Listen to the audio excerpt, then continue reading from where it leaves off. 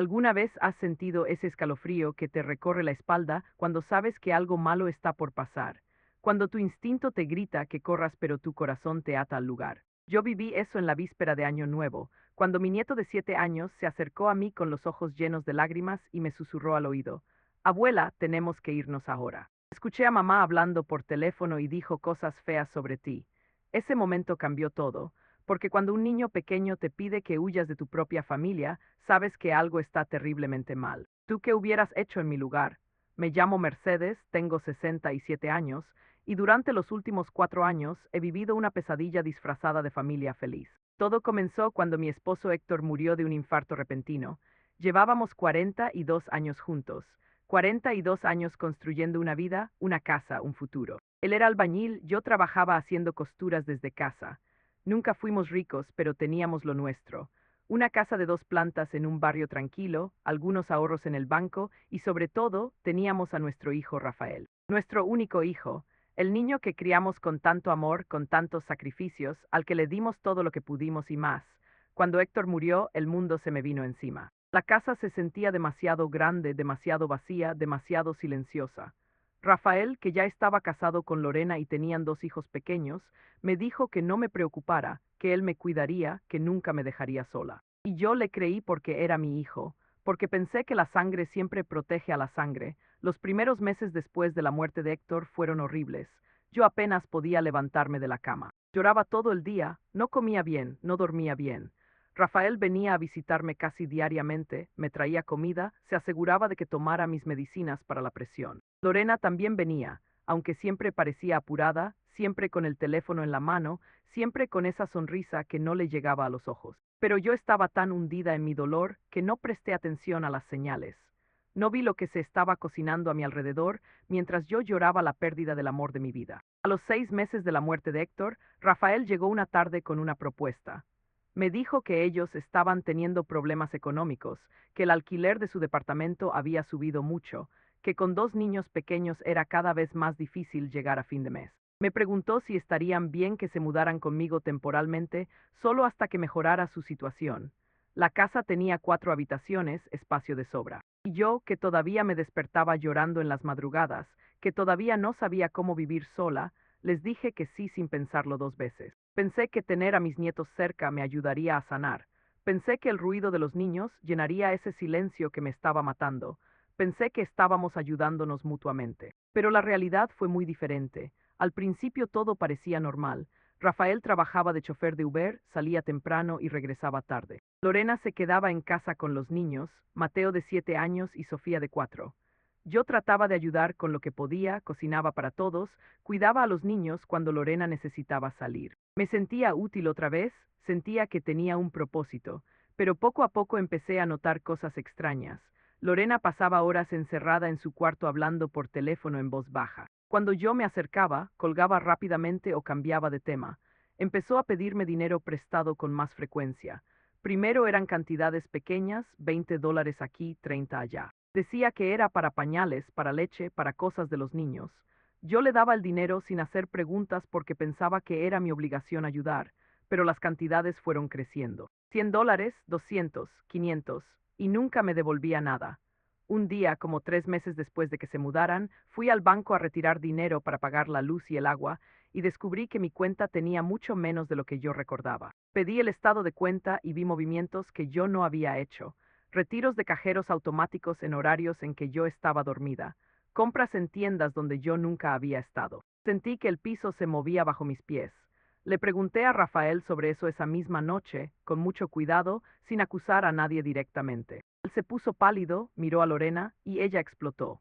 Me gritó que yo era una egoísta, que ellos necesitaban ese dinero para sobrevivir, que yo vivía sola en una casa enorme sin hacer nada mientras ellos se mataban trabajando. Me dijo que mi esposo había dejado esa casa y esos ahorros para toda la familia, no solo para mí. Rafael no dijo nada en mi defensa. Se quedó ahí parado, mirando al suelo, como un niño regañado. Esa noche descubrí que Lorena tenía mi tarjeta de débito. La había sacado de mi cartera sin que yo me diera cuenta y había memorizado el PIN viéndome cuando sacaba dinero. Debía haberlos corrido en ese momento, debía haber ido a la policía, pero era mi hijo, mi único hijo, y tenía miedo de quedarme completamente sola. Así que tragué el dolor, cambié mis claves bancarias, escondí mi tarjeta mejor y traté de seguir adelante, pero las cosas solo empeoraron. Lorena empezó a tratarme como si yo fuera una carga en mi propia casa.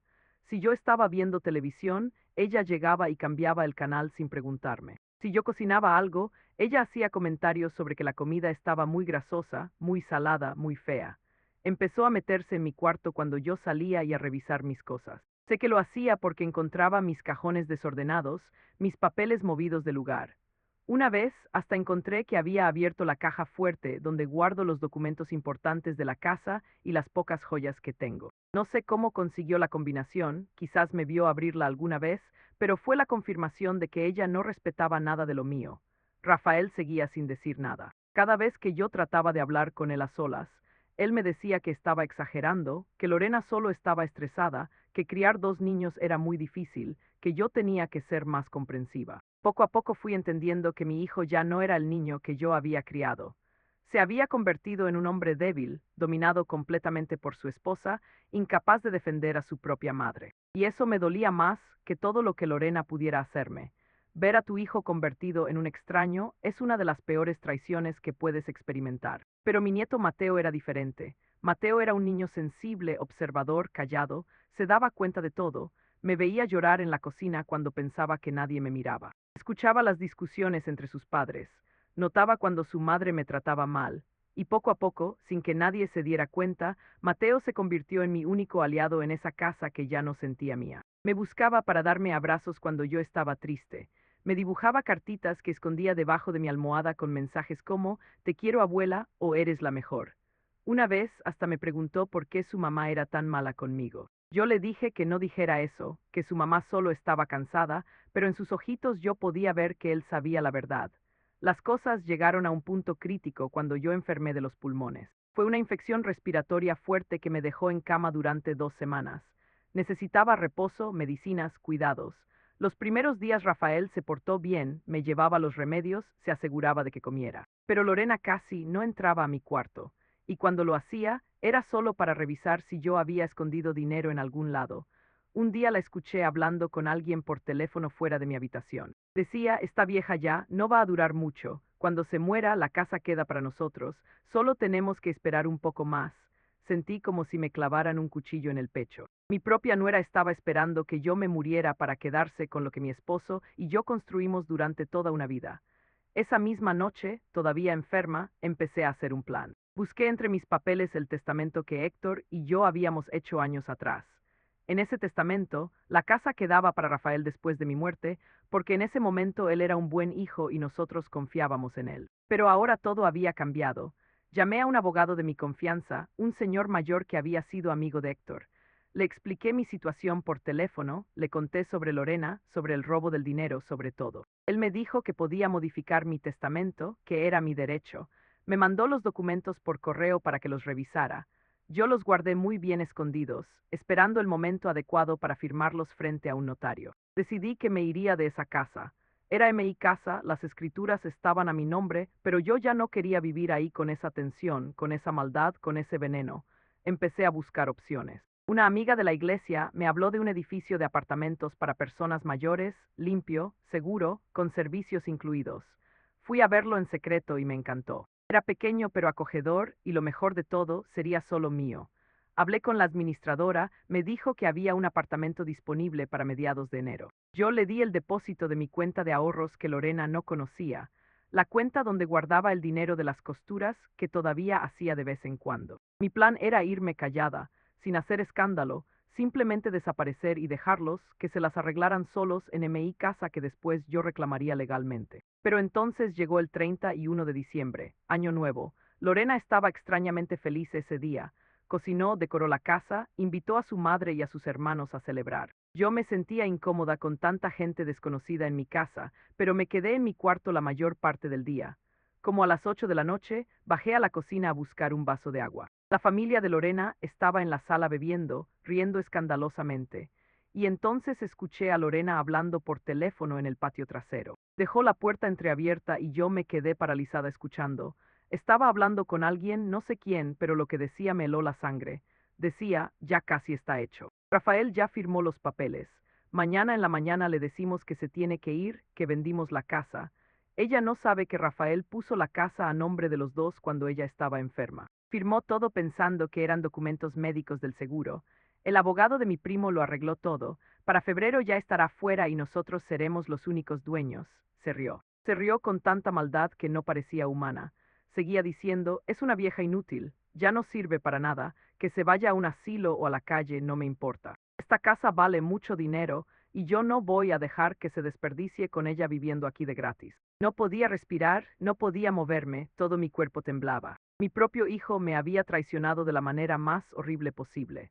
Había falsificado mi firma o me había engañado para firmar papeles poniendo MI, casa a nombre de él y de esa mujer. Sentí que me iba a desmayar ahí mismo, pero entonces sentí una manita agarrando la mía. Era Mateo. Mi nieto había bajado y me había encontrado ahí escuchando todo. Tenía los ojos llenos de lágrimas y me susurró, abuela, yo también la oí antes, por eso vine a buscarte. Tenemos que irnos ahora, por favor, vámonos. Ese niño de 7 años tuvo más valor y más amor que mi propio hijo adulto. Miré sus ojitos asustados y supe que no podía quedarme ni un minuto más en esa casa.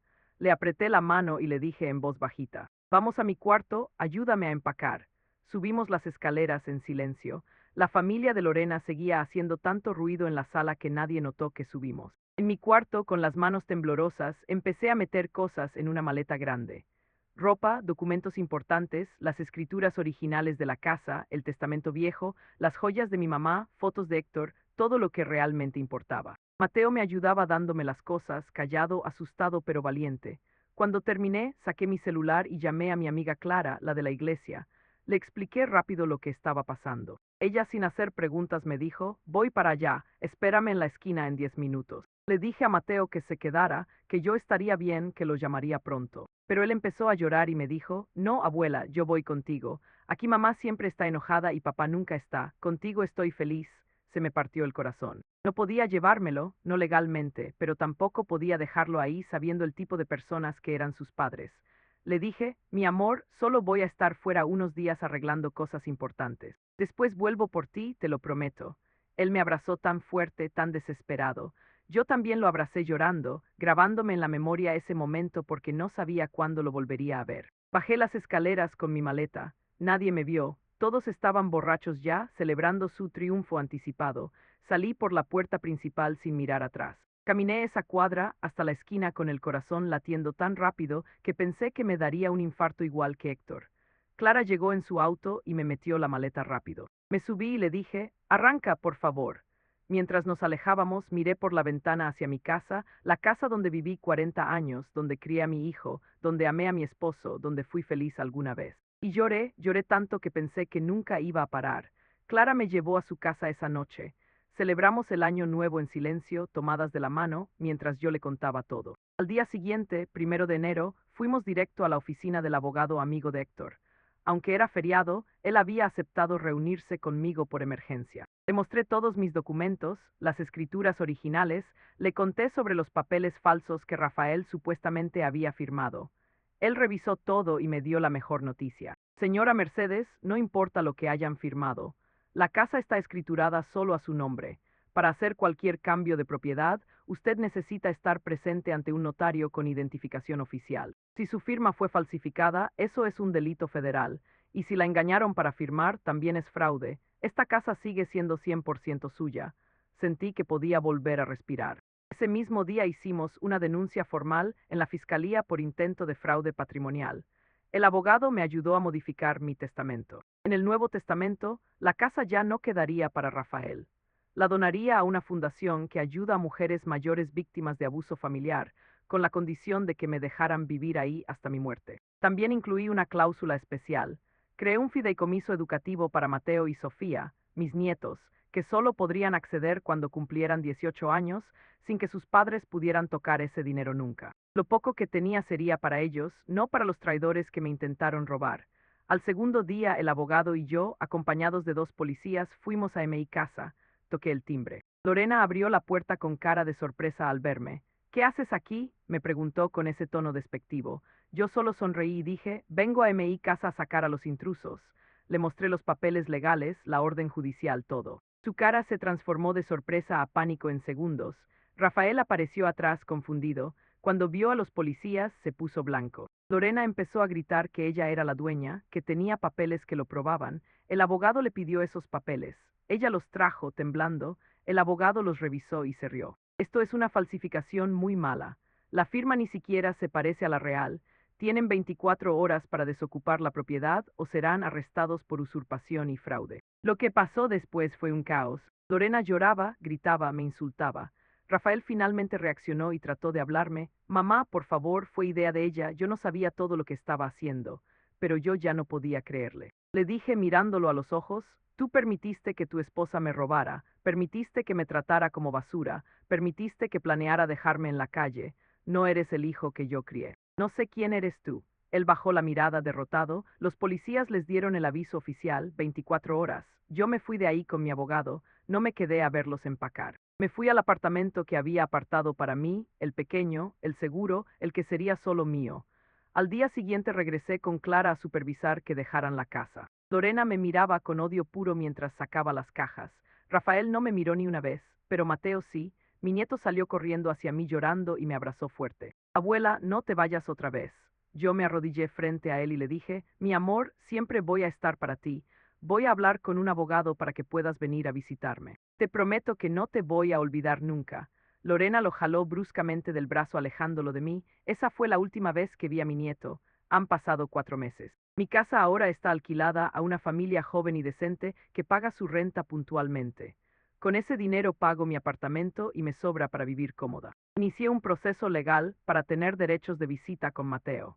El abogado dice que tengo buenas posibilidades porque existe evidencia de abuso psicológico hacia mí en presencia del menor. Rafael me llamó una vez llorando pidiendo perdón. Le colgué, no porque no lo ame, sino porque el amor no significa permitir que te destruyan. Lorena fue investigada por la policía y resultó que tenía antecedentes de fraude en contra de otras personas mayores, incluida su propia abuela. Eso ayudó mucho a mi caso legal. Ahora enfrenta cargos criminales. Rafael perdió su trabajo por el escándalo y están viviendo en un cuarto alquilado muy pequeño. Parte de mí siente tristeza por ellos, sobre todo por mis nietos que sufren las consecuencias. Pero la otra parte, la parte que casi es destruida por su traición, sabe que hice lo correcto. Aprendí que la familia no es sangre automática. Es respeto, es amor verdadero, es protección mutua. Aprendí que nunca es tarde para defenderte, aunque te tiemble todo el cuerpo. Aprendí que a veces los niños ven la verdad mejor que los adultos cegados por la ambición. Y aprendí que Mateo, ese niño de 7 años que me susurró, vámonos ahora, fue el único que realmente me amó en esa casa llena de mentiras. Por él sigo peleando, por él sigo fuerte, porque cuando todo se derrumba, a veces es la voz más pequeña la que te salva la vida. Cuéntame en los comentarios, ¿qué habrías hecho tú acentuada en esta situación? Y no olvides suscribirte a Diario de los Años Dorados para leer más historias como esta.